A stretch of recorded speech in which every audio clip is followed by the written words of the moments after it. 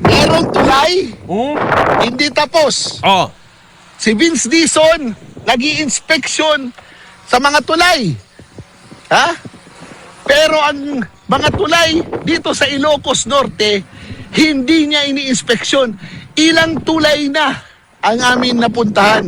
O, sira yung tarpaulin. Wala nang makuhang detalye. Hmm. Ngayon, etong tulay na ito Okay.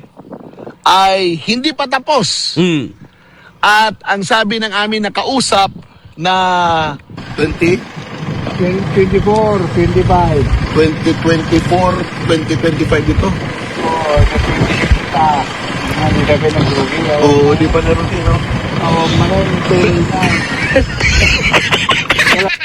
24, 25. Dito sila dumadaan ngayon. Ang pedestrian o yung mga tao ay nagtsatsaga na dumaan dito.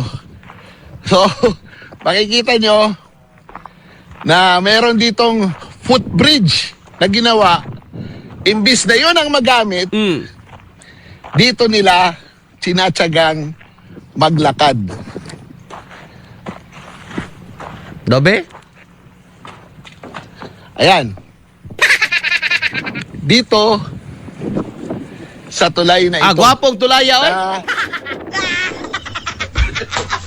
pag tinignan mo, Gwapo, gwapo. kahoy, walang railings, at pwedeng mahulog Gwapo. Project yung na ni mga Sandro. kababayan natin dito. Nakita nyo ngayon, Oh. ha? Nagsusumbong kami sa taong bayan. Hmm. Merong tulay, hindi tapos. Hmm. Si Vince Dizon, nag-i-inspeksyon sa mga tulay. Ang human na may iyang inspeksyonan ko. Kada di mo man Pero siya. ang mga tulay dito sa Ilocos Norte, Oh. hindi niya ini-inspeksyon. Ilang tulay na ang amin napuntahan na hindi tapos. Kung hindi ako nagkakamali, pang-apat na ito. Ayay. Ngayon, ang ating mga kababayan, dito dumadaan sa kahoy na ito na walang railings at syempre delikado sa kanila habang ang mga sasakyan doon dumadaan sa karayan. Oh. Di po takaingo ko Paano? kamahuman. Kung may katrabaho po. Anong gagawin natin dito? Ah. Magsumbong ka sa Pangulo. Ang kanilang coordinates mali. Hmm. Pero kami, geotag namin ito. Okay, naka-geotag na. San Jose. San Jose. Naka-post ang geotag, i-post namin. Oh. Ngayon, Ano? hindi namin alam kung Ilocos anong Norte proyekto ito. Mm. Dahil yung tarpaulin sira na. Wala na kaming reference.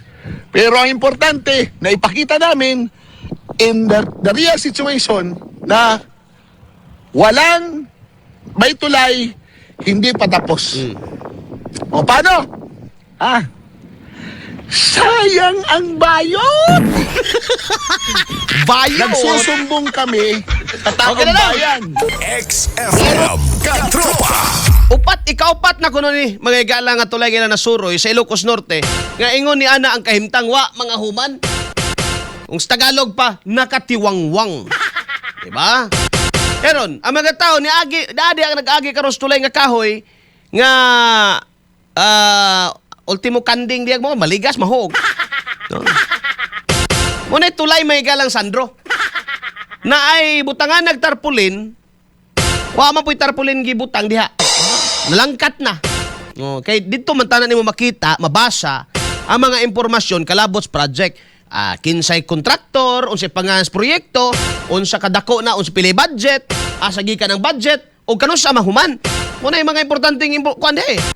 Muna importanteng impormasyon mabasa di mo maigala sa mga tarp nga gipangmuntar diha sa nga human nga mga proyekto. Now, ilan yung geotag, maka-geotag man na, di na mo na malimod.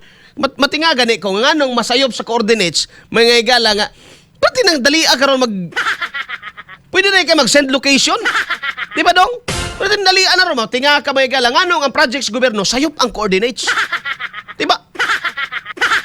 Kaya ang nahitabo bang god, hatagan ka og kining coordinate ani nga coordinates ani nga lugar kini nga proyekto. Pag adto nimo, masaag ka kay di man mao ang coordinates kay hatag.